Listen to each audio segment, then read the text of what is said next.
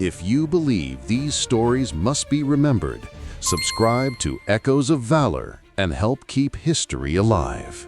At 7:30 a.m., May 8, 1942, the sky above the Coral Sea looked deceptively calm. A thin, velvet layer of clouds drifted over the endless blue, and the rising sun cast a soft gold wash across the decks of USS Yorktown. But for Lieutenant Stanley Vatasa, the quiet was a warning, not peace.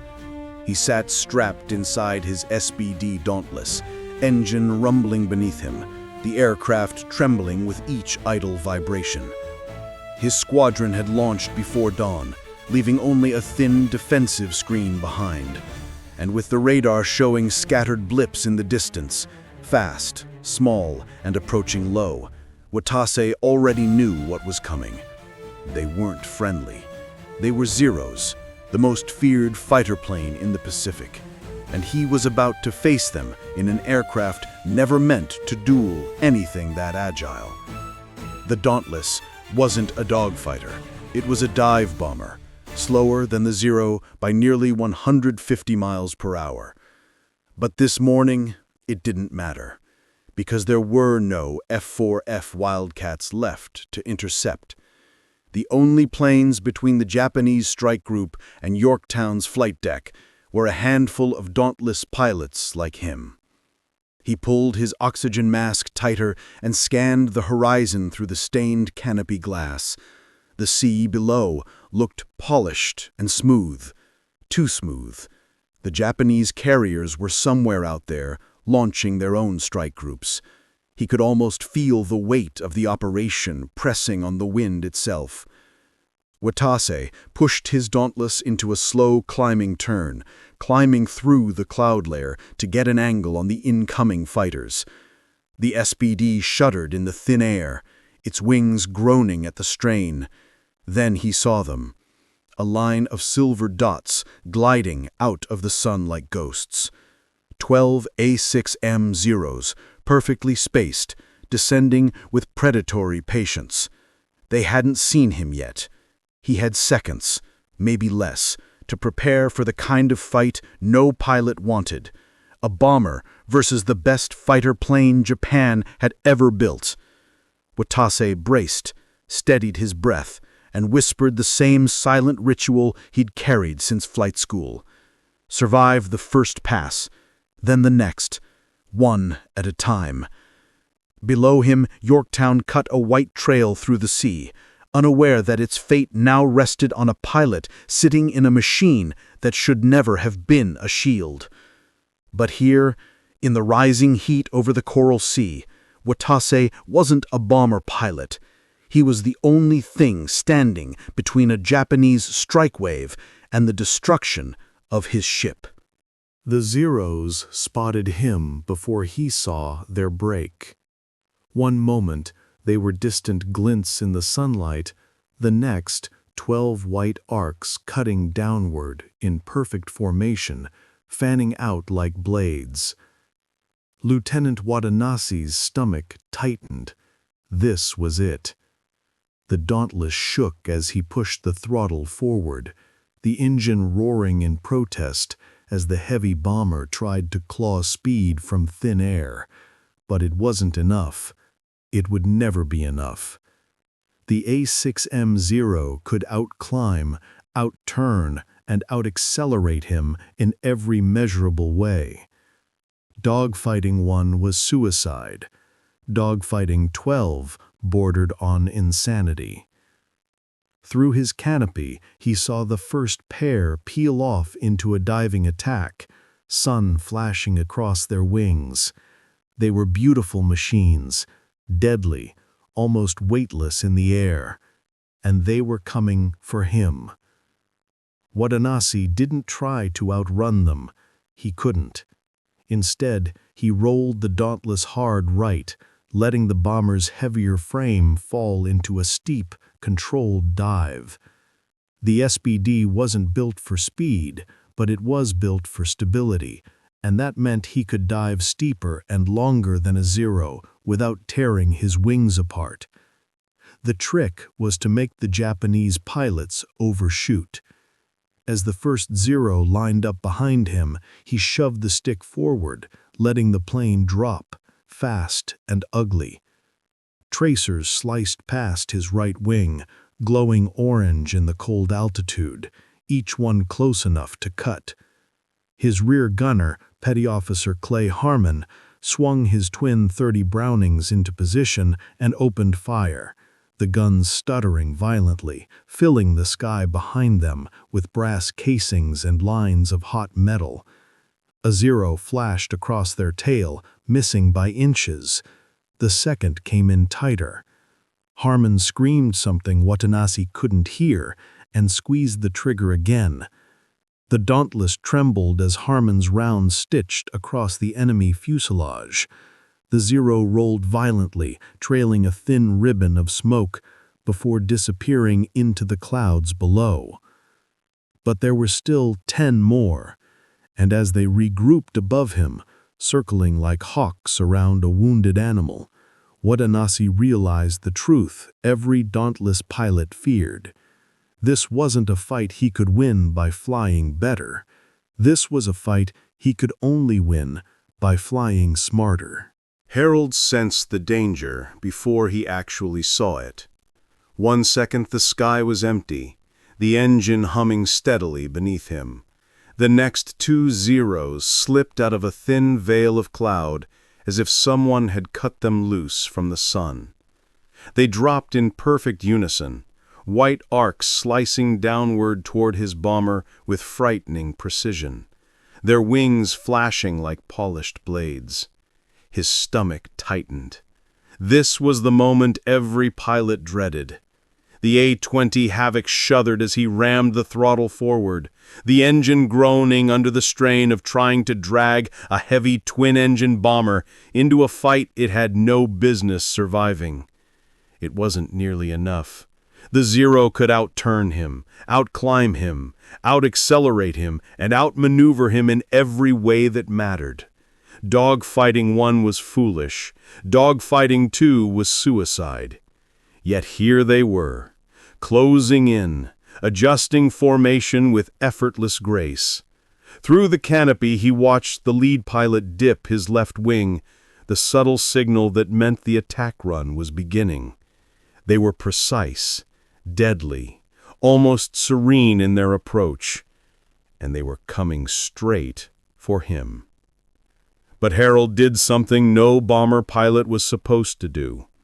Instead of fleeing downward into a defensive dive, instead of trying to make himself a difficult target, he pulled the nose up, throwing the Havoc directly into the path of the descending Zero. Every instinct he had screamed at him to stop. Training told him to dive. Survival told him to hide in altitude and clouds. But logic had died the moment those 2 white arcs appeared. The lead Zero, startled by the aggressive maneuver, snapped into an abrupt roll to avoid a collision, its perfect geometry suddenly broken. The second pilot tried to correct, slipping into position behind Harold, but he misjudged the Havoc's unexpected climb. Harold threw the bomber into a brutal half-bank, the airframe groaning as if about to tear itself apart. The Havoc wasn't built for elegance, but it was built to absorb punishment. That gave him one narrow window. He seized it. He squeezed the trigger, and a stream of tracers ripped forward, glowing white-orange in the cold morning air. The rounds stitched across the trailing Zero's wing route. The Japanese fighter jerked sideways, trailing a faint ribbon of smoke before dropping into cloud cover below. But there was no relief. None at all. High above, the remaining Zeros were already regrouping, circling like hawks preparing their next coordinated dive. He knew he hadn't won. He hadn't even bought a minute. What he'd earned, barely, was a handful of stolen seconds. But in the Coral Sea, in a sky ruled by faster, lighter killers, sometimes a few stolen seconds were the only currency a man had left to survive. Harmon saw them before Harold did. 2 Zeros splitting wide, sweeping out to flank the havoc like wolves, peeling off to test a wounded animal. Their arcs were clean, disciplined, almost elegant in the cold morning light.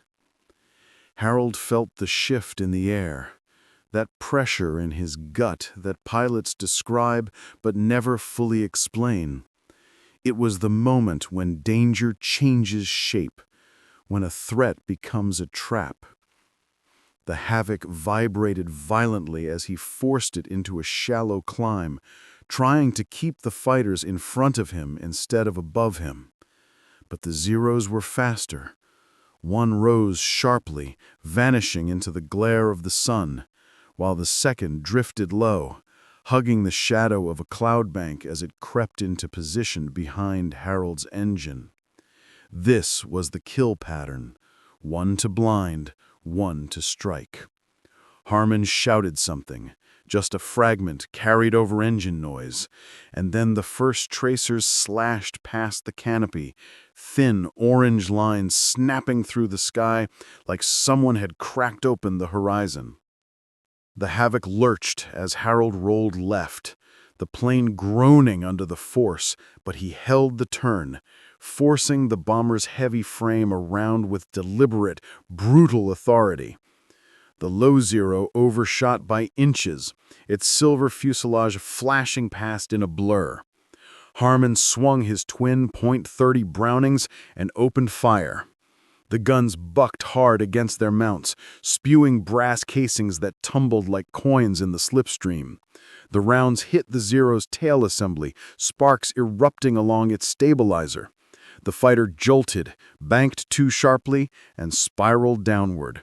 Its first mistake, also its last. Harold didn't watch it fall. He had no time. The second Zero came diving straight from the sun, a streak of white and silver. Harold yanked the Havoc into a harsh drop, the bomber's wings shuddering on the edge of failure, and the Zero overshot, barely. In that fleeting window, he fired. 4 .50 caliber guns roared from the nose, each burst punching through the thin aluminum skin of the fighter. The Zero snapped, rolled violently, then blossomed into a short-lived puff of flame before tumbling into the sea below. 2 kills in seconds, but the sky didn't clear. It darkened. 3 more Zeros were descending, tightening their formation like a closing fist. Harold steadied his breathing. Harmon reloaded. And in that brief, fragile pause, Harold realized something. He wasn't surviving by luck. He was winning. And the next shot would make that undeniable. The warning came not from Harmon, not from the radio, but from the ocean itself. A rippling shimmer in the water below, too straight, too fast, too purposeful to be anything natural. Harold dropped his gaze and felt his blood run cold. 3 Nakajima B-5N Kate torpedo bombers were sweeping in from the southeast, flying low enough that their shadows skimmed the waves like dark knives. They were slower than Zeros, heavier, clumsier, but in coordinated formation, they were death with wings. The Kates flew in a perfect V, engines thundering in disciplined unison, each nose angled slightly downward, as if daring him to interfere. Harold knew their plan instantly. 1 run to fix the target, 2 to execute the kill. If they released even a single Type 19-1 torpedo, any ship in its path, destroyer, cruiser, or carrier, would be doomed. These weren't fighters he could shake or bait into overshooting. These were predators with a singular purpose, and the havoc was directly between them and the fleet. Harold shoved the throttle forward until the levers trembled in his grip. The Havoc surged ahead, dipping to meet the incoming formation. He wasn't supposed to engage torpedo bombers head-on. No manual endorsed it. No instructor recommended it. But Harold wasn't flying by doctrine. He was flying by necessity. As the first Kate leveled out for release, Harold rolled slightly right, lining up the bomber's broad nose squarely on its path. 4.5 cals erupted in a violent, sustained blaze. The rounds tore through the Kate's cockpit canopy, shredding the pilot's controls. The bomber pitched upward sharply, its torpedo dropping prematurely and smacking the water with a useless splash before sinking. Harold had barely time to breathe before the second Kate broke formation, rising just enough to clear the dying aircraft before diving back into attack position. Harmon's Brownings thundered behind him, tracers carving wide, golden arcs into the sky. The rounds struck the Kate's port wing and fuel tank, igniting both in a blinding flash. The bomber spun, trailing a spiraling comet tail of fire that hissed as it hit the ocean. But the third Kate, untouched, steady, resolute, held its course. Its torpedo bay doors opened like jaws. Harold dropped the Havoc into a desperate descent, angling his guns upward. He fired into the exposed underbelly. Metal buckled, oil sprayed, and the Kate shuddered violently. But its pilot refused to break.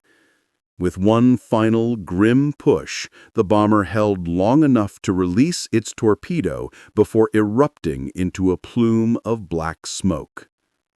Harold snapped the Havoc around and watched the silver cylinder race toward the fleet. 20 seconds to impact. Then 15. Then Harmon shouted. The destroyers were already turning, already maneuvering with impossible precision. The torpedoes sliced past their sterns harmlessly before sinking into the depths. Harold exhaled a breath he hadn't realized he'd been holding. 3 Kates down, no ships lost, and the sky, for the moment, belonged to him again. The roar of engines faded slowly as Harold guided the battered Havoc back toward the carrier formation. Smoke plumes and distant flames painted the horizon, turning the morning sky a bruise purple, streaked with the orange of explosions still smoldering across Hornet and the other stricken vessels. Every turn of the propeller felt heavier, as if the aircraft itself mourned the men and planes that had been lost. Petty Officer Harmon slumped briefly in the rear cockpit, fingers trembling over the guns. They had shot down 7 aircraft, prevented a deadly torpedo strike, and yet the victory felt hollow.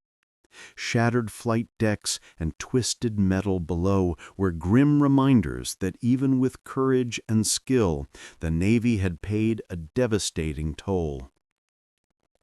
Harold's heart sank as he counted the black smoke curling from Hornet's port side, realizing that the ship's crew fought a desperate battle of damage control even as another wave of enemy aircraft could strike at any moment.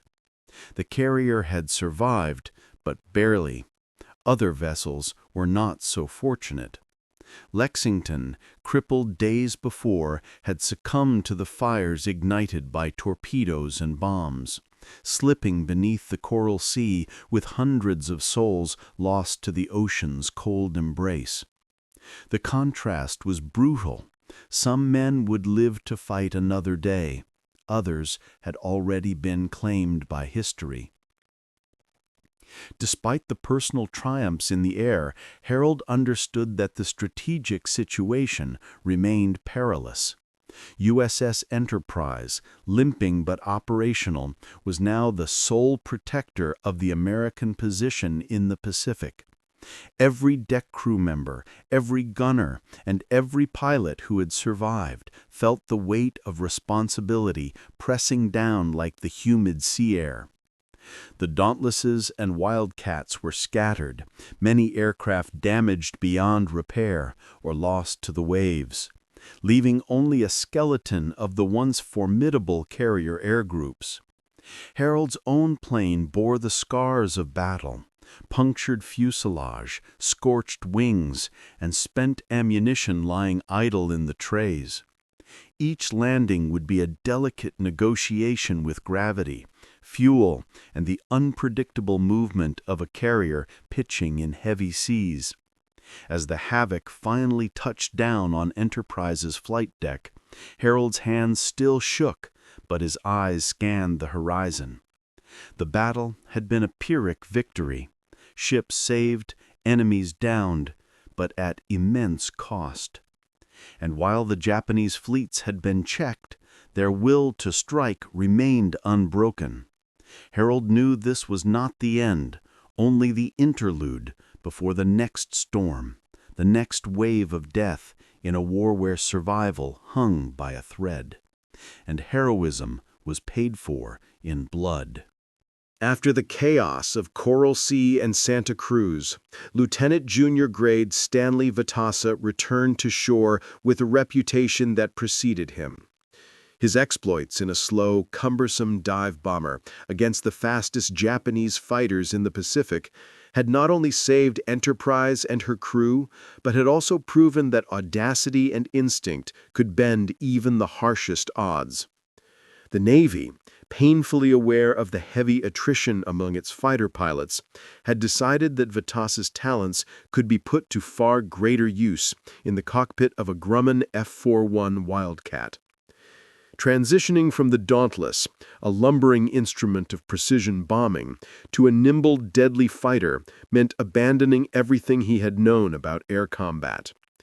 But the gamble was necessary. The Wildcat was slower in climb, but more robust in a dive, armored against the concentrated fire that had once made him fear every passing Zero. Training at NAS San Diego, Vatasa immersed himself in new tactics: energy management, coordinated pair attacks, and learning to exploit the weaknesses of the A6M0 in head-on passes and controlled dives. Every maneuver in the simulator, every mock dogfight in the skies, was a rehearsal for a war that allowed no second chances. Fellow pilots whispered in awe about his skill, noting the precision and calm with which he executed maneuvers that could have spelled instant death for less experienced aviators. Vatasa had become a master not just of machines, but of aerial geometry, understanding angles, speed, and timing with a precision that turned what others called desperation into an art form. By mid-1942, Vatasa had joined Fighting Squadron 10, the Grim Reapers, under the command of Lieutenant Commander James Flatley, a man who had earned legend status during Coral Sea. The squadron's reputation for aggressive tactics and relentless pressure against Japanese formations suited Vatasa perfectly. The slow Dauntless had taught him patience and resilience, but the Wildcat demanded initiative and ferocity. Every sortie was a test, intercepting incoming aircraft, shielding carriers, and striking enemy formations before they could unleash torpedoes on vulnerable ships. Vatasa's experience made him invaluable, not just as a fighter pilot, but as a teacher to the squadron's less experienced aviators. He challenged conventional defensive strategies, advocating for offensive maneuvers that struck from unexpected angles and disrupted enemy attacks before they could form. The transition was not without risk. Even a single miscalculation in a Wildcat could mean death at the hands of a faster, more maneuverable Zero. Yet Vatasa thrived under pressure. The transformation from dive bomber ace to fighter pilot was complete. He was no longer a man in a fragile machine.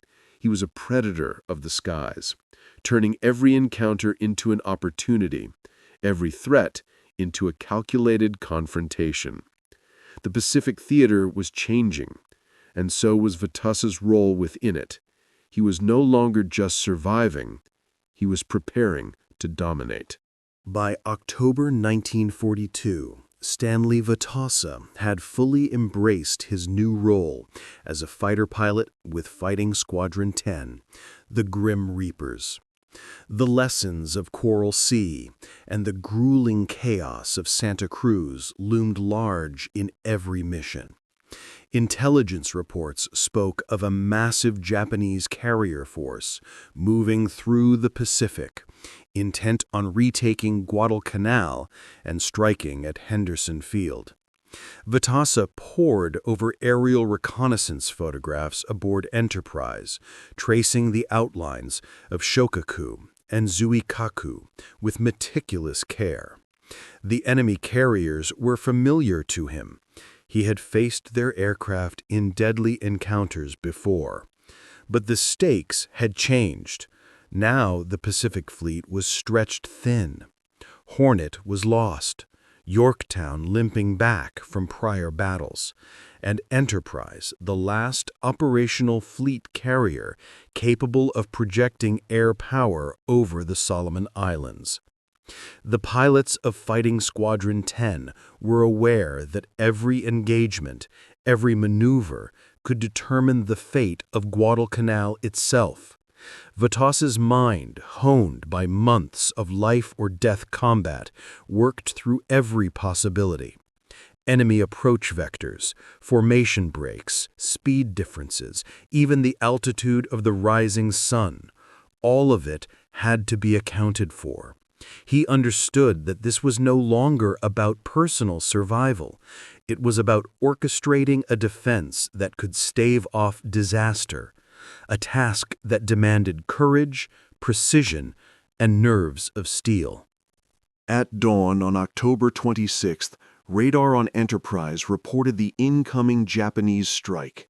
Vatasa and his 8 Wildcats of Fighting Squadron 10 leapt into the sky, engines screaming as they climbed to intercept a wave of over 60 aircraft, including dive bombers, torpedo planes, and Zero fighters providing top cover.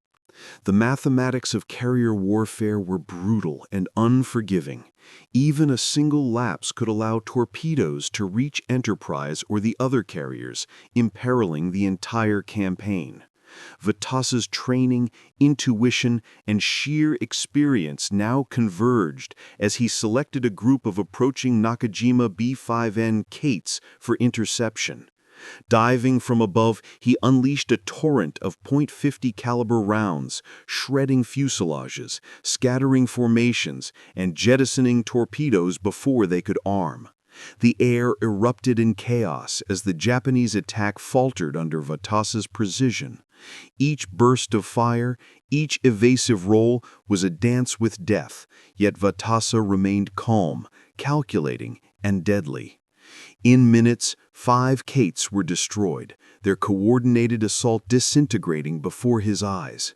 The strategic significance was immediate. Enterprise survived intact, the coordinated torpedo attack broken, and the Guadalcanal campaign preserved for the moment. For Vatasa, the victory was not just in the destruction of enemy aircraft. It was proof that his transformation from a dive bomber pilot into a fighter ace had reached its culmination. The Pacific skies had claimed countless lives, but on this day, through skill, courage, and relentless determination, Stanley Vatasa had tilted the balance, proving that even against overwhelming odds, one pilot could change the course of a battle.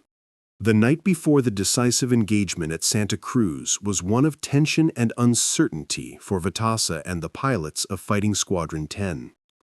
Task Force 61 had received orders to launch a reconnaissance sweep at an unusual time, pushing the carrier air group far from the fleet's expected position. Vatasa studied the flight vectors, noticing the disconnect between intelligence reports and the assigned routes.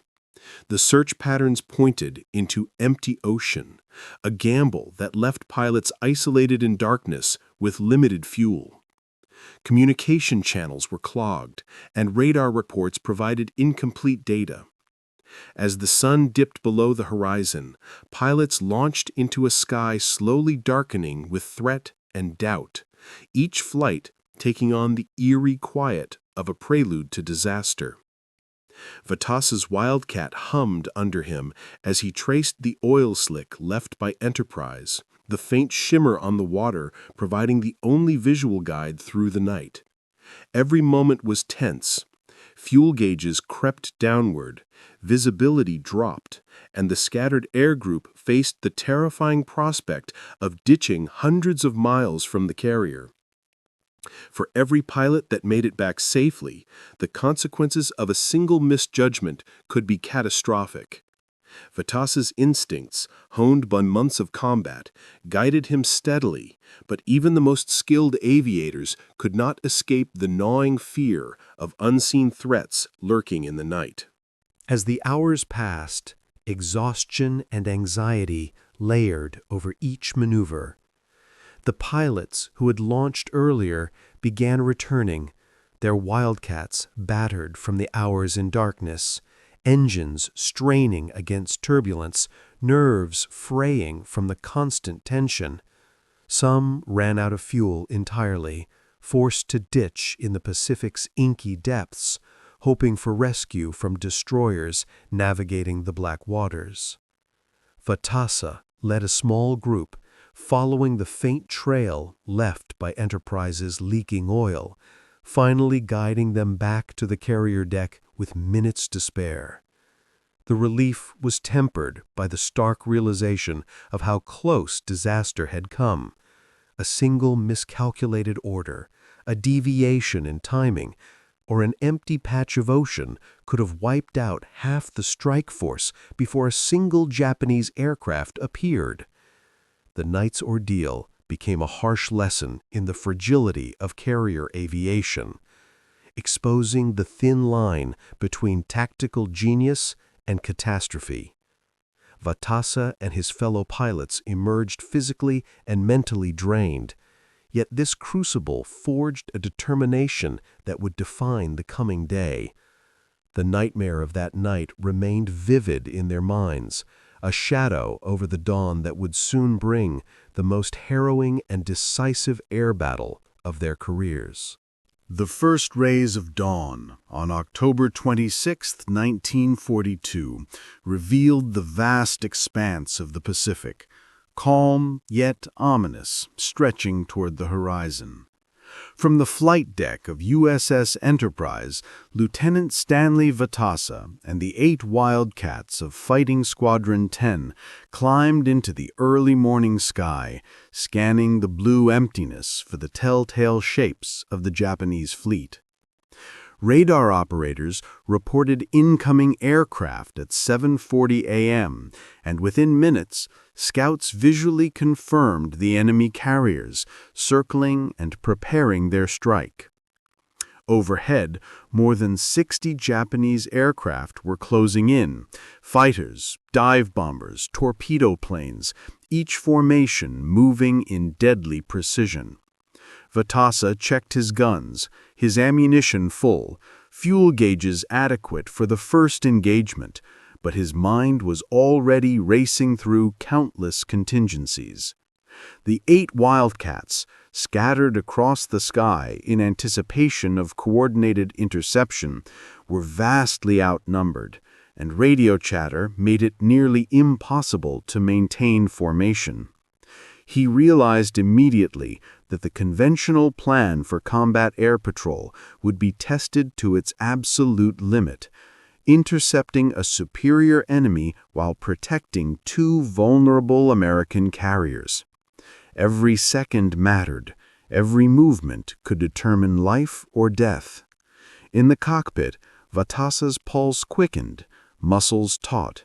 He was about to face the most coordinated carrier-based assault of his young career, a trial by fire that would decide not just the fate of his squadron, but of Enterprise and the Guadalcanal campaign itself.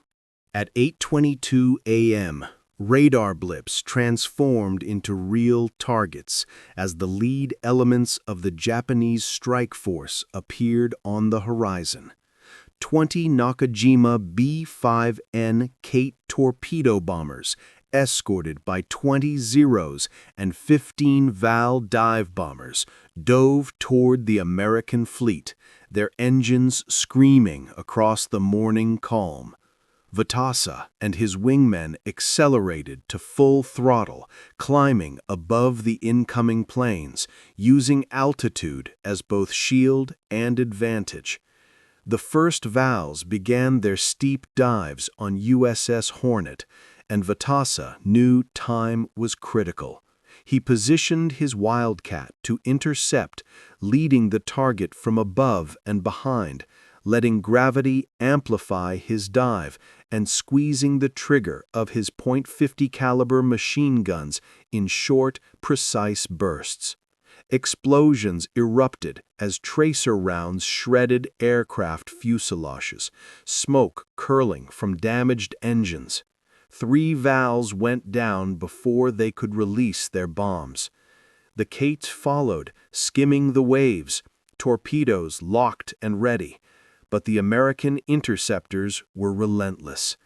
Vatasa dodged returning fire from rear gunners, weaving and diving with calculated aggression. Each aircraft he brought down bought precious seconds for the carriers below. Within minutes, his actions had disrupted the coordinated attack, forcing Japanese pilots to scatter, jettison torpedoes, and abandon precision runs. Amidst the chaos, Vatasa glimpsed the larger picture. The carriers were still afloat, Enterprise's deck intact, Hornet ablaze but not yet lost. The morning sky above the Coral Sea was filled with fire and smoke. Yet amidst this maelstrom, a single fighter pilot's skill and instinct had turned the tide, at least for the crucial opening moments of battle. By 8:54 a.m., the Vals pressed forward despite the losses, some already trailing smoke, others veering to avoid the unexpected resistance. Vatasa and his wingmen targeted the next pair, diving and weaving in a deadly aerial ballet, letting inertia and precision determine their survival. He pressed the trigger in a series of rapid bursts, each carefully measured to hit engines, fuselages, and critical control surfaces without wasting ammunition. 2 more Vals succumbed to the concentrated fire, their bomb runs aborted mid-descent, plummeting harmlessly into the water or rolling sideways into the sea. Tracer fire streaked across the sky like molten ribbons, punctuated by sudden black puffs of exploding aircraft. Vatasa's situational awareness, instincts honed from previous engagements, allowed him to anticipate enemy maneuvers before they even committed, staying one step ahead of the deadly Japanese pilots. Around him, the Coral Sea became a chaotic theater of fire and smoke, but the immediate threat to Hornet had lessened. Through skill, timing, and a measure of audacity, Vatasa had not only defended the carrier, but achieved a feat no Dauntless pilot could have imagined in previous battles. Intercepting and neutralizing multiple high-speed dive bombers with a fighter that was, in many ways, just a single point of hope against overwhelming odds. His first confirmed kills in the morning assault were just the beginning, signaling to both allies and enemies that the American pilots, though outnumbered, would fight with unmatched courage and precision. By 9:30 a.m., Radar on USS Enterprise picked up the approaching main strike. 20 Nakajima BN-5 Kate torpedo bombers converging at low altitude, skimming the Coral Sea's waves like deadly shadows. The Japanese pilots coordinated with terrifying precision, their formations slicing through the early morning haze, engines humming in near-perfect unison. Vatasa, already airborne with Fighting Squadron 10, assessed the scene. 8 Wildcats in the air, scattered over a wide defensive perimeter, facing twice their number in committed attackers. The Kate's approach exploited the natural limitations of carrier defense. At barely 50 feet above the sea, anti-aircraft fire was limited, and the dive angles allowed no time for reaction once they released their torpedoes. Vatasa pushed the throttle forward, banking his Wildcat into the wind, climbing sharply to intercept the first cluster. Tracer fire erupted from the machine guns, each burst aimed at engines and wing roots, the .5 caliber rounds cutting through aluminum and canvas with lethal precision. The lead Kate shuddered under the impact, smoke trailing from the fuselage as it veered off its attack run, the torpedo it carried spinning harmlessly into the water. One by one, the initial planes faltered under concentrated defensive fire. The precision of Vatasa's aim, combined with the ferocity of the squadron's suppressive bursts, forcing chaos into the enemy formation. Every kill bought seconds. Every second meant lives saved aboard the vulnerable carrier below. Despite the initial losses, the remaining Kates pressed on, weaving through fire and cloud, determined to complete their attack runs. Vatasa dove, using altitude to accelerate, lining up the next torpedo bomber with practiced ease, timing the trigger to intercept the engines at the most vulnerable point. The first torpedo plane to drop its weapon was shredded by a final, perfectly timed burst, the torpedo falling harmlessly short of the carrier. Another was caught in a mid-air collision of bullets and evasive maneuvers, rolling inverted into the waves. 5 Kates were destroyed in less than 5 minutes, the squadron cutting down attackers faster than the Japanese pilots could regroup. The air around Enterprise was a storm of fire, smoke, and tracer streaks, but Vatasa's focus never wavered. Every movement, every climb, every dive was calculated to maximize both lethality and survival. By the time the main formation of Kates had been engaged, the coordinated attack that should have overwhelmed Enterprise had collapsed. Planes jettisoned torpedoes prematurely, spiraled away, or fell in burning wreckage into the Coral Sea. Vatasa's actions, combined with the disciplined aggression of Fighting Squadron 10, had preserved the carrier, breaking the strike with a mixture of skill, audacity, and instinct. As the smoke cleared over the Coral Sea, the true measure of Vatasa's heroism became undeniable. Amid the chaos, he had shot down 7 enemy aircraft, 2 Vals and 5 Kates within a single critical engagement, actions that directly thwarted the Japanese plan to cripple Enterprise. The carrier had been the linchpin of the American defensive line. Without it, the Guadalcanal campaign might have collapsed before it began. Vatasa's precise maneuvers, diving and climbing in perfect synchronization with his wingman, turned the tide in those crucial moments. Each burst from his .5 caliber machine guns had been calculated not merely to destroy, but to disrupt, to force enemy pilots into mistakes that would save the lives of sailors and the integrity of the carrier itself. his Wildcat, scarred with hits and depleted of ammunition, still performed with surgical accuracy, a testament not to the aircraft, but to the skill and resolve of the man at the controls. From the flight deck, commanders watched in awe as the seemingly impossible unfolded. One pilot, against overwhelming odds, had held the line. The repercussions of his actions were immediate and far-reaching.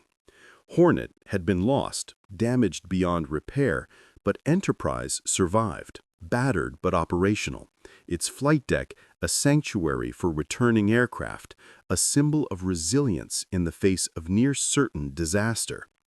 Admiral Kincaid and the fleet's command staff later analyzed the engagement, astonished by the statistics. 7 confirmed kills in minutes, the main torpedo attack rendered ineffective, and the formation of Cates broken and scattered. Vatasa had not only saved a carrier, but preserved the strategic initiative in the Pacific theater, buying crucial time for reinforcements and counterattacks. His actions that morning would become a lesson in courage, tactics, and the decisive impact of individual valor in the midst of overwhelming adversity. The story of Stanley Vatasa, the dive bomber pilot turned Wildcat ace, echoed throughout the Navy, a reminder that skill, courage, and a refusal to yield could reshape the course of a battle and, in this case, the trajectory of the entire campaign. Back on the deck of Enterprise, after the smoke, fire, and deafening roar of engines had finally subsided, Vatasa removed his headset and let out a breath he hadn't realized he was holding.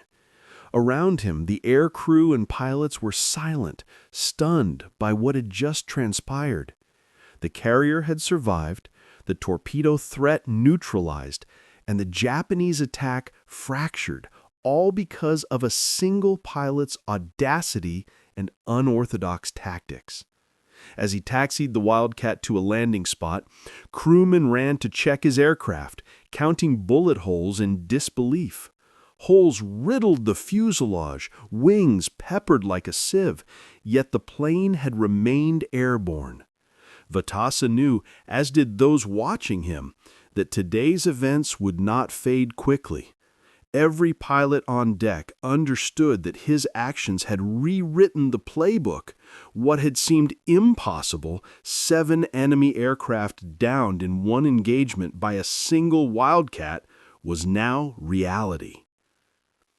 Later that evening, in the dim light of the ready room, Lieutenant Commander Flatley sat with Vatasa, documenting every detail in the squadron's log. He meticulously recorded the maneuvers, the kills, and the chaos that had almost swallowed Enterprise whole. This was no ordinary entry. It was the birth of a legend. Word of Vatasa's extraordinary performance began to spread through the squadron, whispered between pilots and gunners, each recounting the engagement with awe. Flatley himself understood the significance, drafting the initial recommendations for awards and citations, recognizing that this was an act of heroism that could define naval aviation history. In those pages, the foundation of Vatasa's legend was laid, one that would inspire future generations not only for his extraordinary skill in combat, but for his courage under unimaginable pressure. From this moment forward, Stanley Vatasa was no longer just a pilot. He was a symbol of ingenuity, bravery, and the extraordinary impact of a single individual in the maelstrom of war. Years passed, and the roar of engines and the scent of aviation gasoline faded into memory. But the legacy of Stanley Vatasa only grew stronger.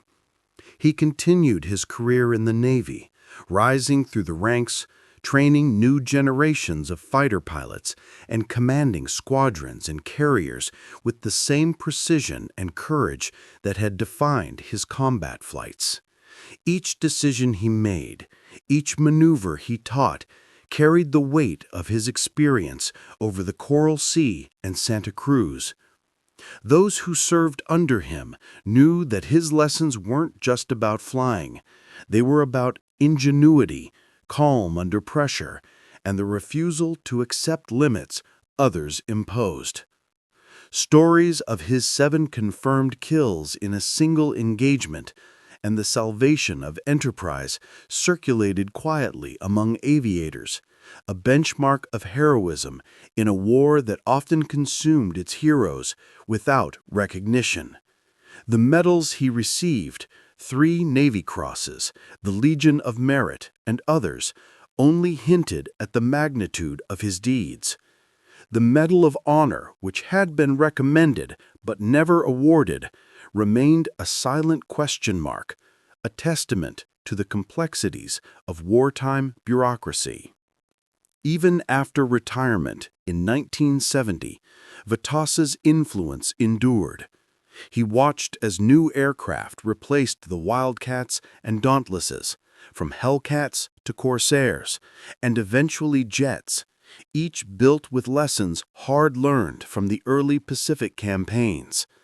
The pilots he trained carried forward his philosophy: mastery of the craft, awareness of one's enemy, and above all, courage when the odds seemed insurmountable. When Stanley Vatasa passed in 2013 at the age of 98, his ashes were scattered at sea, returning him to the waters over which he had flown and fought with unmatched valor. Historians, authors, and military enthusiasts have chronicled his story, ensuring that the pilot who turned an impossible mission into a triumph, who saved an aircraft carrier and inspired generations, would never be forgotten. His legacy is not just in the victories he scored, but in the spirit of audacity and resilience that every aviator carries forward, a reminder that one determined individual can indeed change the course of history.